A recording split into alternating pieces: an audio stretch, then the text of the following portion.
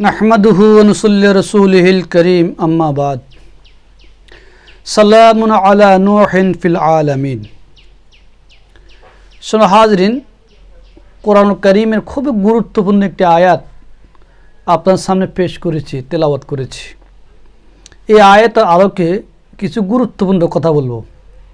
এই আয়াতটা কেন নাজিল হয়েছে অবশ্যই আপনারা শ্রবণ করবেন, শুনবেন। এই আয়াত কেন নাজিল হয়েছে? এই আয়াত নাজিল হওয়ার কারণ হলো পৃথিবীতে আল্লাহ পাক এক এক করে 1,02,24,000 পয়গম্বর প্রেরণ করেছেন। এদের মধ্যে একজন নবী ছিলেন হযরত নূহ আলাইহিস সালাতু ওয়াসসালাম, যিনাকে আদমে সানি বলা হয়। নূহ আলাইহিস সালাতু ওয়াসসালামের প্লাবনের সময় আল্লাহ রাব্বুল আলামিন পৃথিবীর সকল মানুষকে মেরে ফেলছেন, প্লাবনে বাসিয়ে নিয়েছেন। মাত্র যারা হযরতে নূহ আলাইহিস সালাতু ওয়াসসালামের উপর ঈমান এনেছে মাত্র 40 বা 80 জন, এদেরকে আল্লাহ তাআলা রেখেছেন। এদের থেকে দ্বিতীয়বার আল্লাহ তার বংশ বিস্তার করেছেন। এই জন্য হযরত নূহ আলাইহিস সালাতু ওয়াসসালাম বলা আদমের সানি। তো সময় হাজিরিন, সালামু আলা নূহিন ফিল আলামিন এই আয়াতের শানুজুল হলো, এই আয়াত নূহ আলাইহিস সালাতু ওয়াসসালামের উপর মহাপ্লাবনের সময় আল্লাহ তাআলার অনুগ্রহের কথা উল্লেখ করা হয়েছে। আল্লাহ নূহ আলাইহিস সালাতু ওয়াসসালামের উপরে যে অনুগ্রহ করেছেন তার মহাপ্লাবনের সময়, অর্থাৎ দুনিয়ার সকল মানুষ মেরে ফেলছেন, আল্লাহ নূহকে রেখেছেন, তার উপরে যারা ঈমান এনেছে তাদেরকে রেখেছেন। তো অবশ্যই নূহ আলাইহিস সালাতু ওয়াসসালামের উপরে আল্লাহ অনুগ্রহ করছেন না? আল্লাহ তাআলা সেই অনুগ্রহের কথা বলছেন এই আয়াতে। আল্লাহ তাআলা ইরশাদ করেন যে আমি ধর্মদ্রোহীদেরকে মহাপ্লাবনে নিমজ্জিত করেছিলাম। যার ধর্মদ্রোহী, ধর্মজিঞ্জির, যার ধর্মের বিরুদ্ধে, ইসলামের বিরুদ্ধে, আল্লাহর নবীর বিরুদ্ধে, আল্লাহর বিরুদ্ধে তারা অবস্থান করেছেন, আমি তাদেরকে ওই প্লাবনের মধ্যে মেরে ফেলছি। আমার রহমতের নিদর্শন স্বরূপ নূহ আলাইহিস সালাতু ওয়াসসালাম, তার পরিবার পরিজন এবং তার অনুসারীদেরকে আমি ভয়াবহ বন্যা থেকে রক্ষা করেছি। অর্থাৎ যে প্লাবন, যে বন্যা দিয়েছিলাম, এই বন্যা তো নূহ আলাইহিস সালাম থাকবার কথা নয়। সমস্ত পৃথিবীর সব জীব জন্তু, মানব থেকে শুরু করে সব ধ্বংস হয়ে গেছে।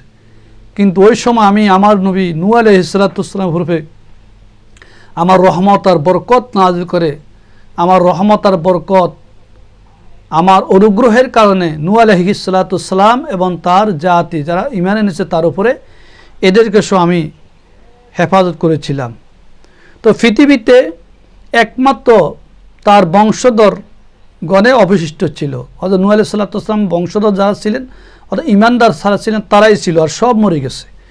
তাই বিশ্ববাসী এখনও নূহ আলাইহিস সালাতু ওয়াসসালামের কথা স্মরণ করে থাকেন। আমরা অবশ্যই নূহ আলাইহিস সালাতু ওয়াসসালামের কথা স্মরণ করি, তার প্রতি সালাম পাঠিয়ে থাকি। অন্যান্য ঈমানদার বন্দাগণ যারা ছিলেন, ঈমানদার বন্দারা এইভাবে দুনিয়া ও আখিরাতের উপরে যারা ঈমান এনেছে, এই দুনিয়া আখিরাতে আমার দয়া লাভ করেছে। তারা যারা ঈমানদার, যারা নেককার, ফরজগার, তারা দুনিয়া আখিরাতে আমার দয়া, আমার রহমত অবশ্যই তারা অর্জন করেছে। আমার রহমতের বেষ্টনী আমি তাদেরকে হেফাজত করেছি।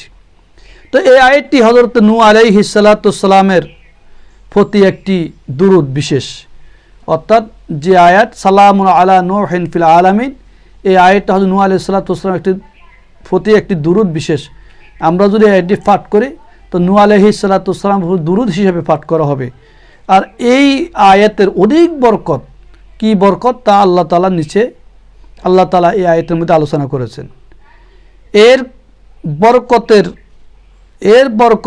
বরকতে যারা পাঠদানকারী, যারা এই আয়াত পাঠ করবে, তো এর বরকতে পাঠদানকারীর প্রতি তার দয়া এবং অনুগ্রহ, রহমত লাভ হয়।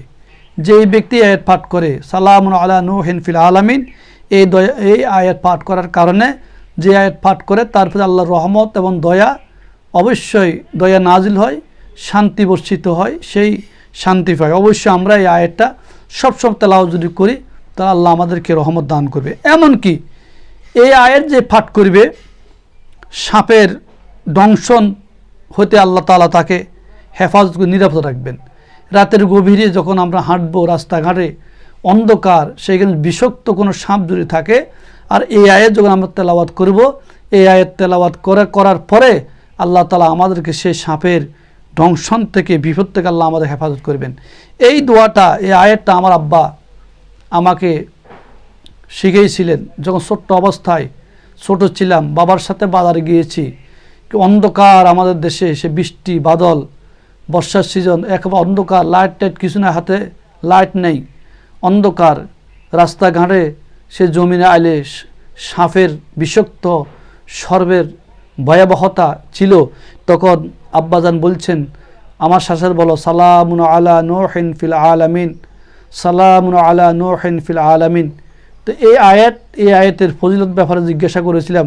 তিনি বলছেন, এই আয়াত যদি পড়ো, এই আয়াতের কারণে আল্লাহ রাব্বুল আলামিন তোমাকে কঠিন কঠিন বিষাক্ত সর্বের দংশন থেকে আল্লাহ তাআলা হেফাজত করবেন। অবশ্যই আল্লাহ তাআলা আমাদেরকে হেফাজত করেছেন। এই আয়াতের মধ্যে সাপের বিষ নষ্টের পরীক্ষিত আমল, এই আয়াতের মধ্যে সাপের বিষ নষ্ট হওয়ার, বিষাক্ত সাপের বিষ নষ্ট হওয়ার পরীক্ষিত আমল। নিচে 5টি আয়াত, নিচের 5টি আয়াত 20 বার পাঠ করলে, 20 বার পাঠ করে পানিতে 20 বার ফুঁক দিয়ে, সেই পানি যদি সাপের দংশিত লোককে পান করালে এবং কিছু পানি দ্বারা ওই ধ্বংসিত স্থানকে ধুয়ে দিলে আল্লাহর মেহেরবানিতে বিষ নষ্ট হয়ে যাবে। বিষ নষ্ট হয়ে যাবে, কোনো ওজা আবদ্ধ কিছু লাগবে না। যেই ব্যক্তিকে বিষাক্ত সর্বে কামড় দিছে, এই আয়াতগুলা 5টি আয়াত 20 বার পরে, 20 বার যদি পানিতে দম করে ওই পানিগুলা তাকে খাওয়াবো। আবার এই পানিগুলা তার বিষাক্ত যে গর্ত, যেখানে কামড় দিচ্ছে, সেখান থেকে ধুয়ে দিলে আল্লাহ পাক ওই বিষাক্ত বিষকে নষ্ট করে দিবেন। আল্লাহু আকবার। কোরআন কারীমের কত বড় মুজিজা! আমরা তো আমল করি না, আমল করলে তো আমরা বুঝতাম। আয়াতগুলো হলো, قال ألقها يا موسى فألقاها فإذا هي حية تسعى قال خذها ولا تخف سنعيدها سيرتها الأولى سلام على نوح في العالمين أفغير دين الله يبغون وله أسلم من في السماوات والأرض طوعا وكرها وإليه يرجعون। এই 5টি আয়াত যখন আমরা পড়ে, ভালোভাবে পড়ে, যখন 20 বার পরে ওই পানিতে ফুঁক দিয়ে সেই পানিগুলা বিষাক্ত, যাকে দংশন করেছে বিষাক্ত সাপে, তাকে খাওয়াইবো এবং তার গর্তটা, যেখানে কামড় দিয়েছে ওই জায়গাটা পানি দিয়ে ধুয়ে দিবে। ইনশাআল্লাহ আল্লাহ তাআলা তাকে রহম করবেন, দয়া করবেন, ওই বিষটা নষ্ট করে দিবেন, সে ভালো হয়ে যাবে। তো অবশ্যই আমরা এই আয়াতের উপরে আমল করার জন্য চেষ্টা করব। আল্লাহ আমাদেরকে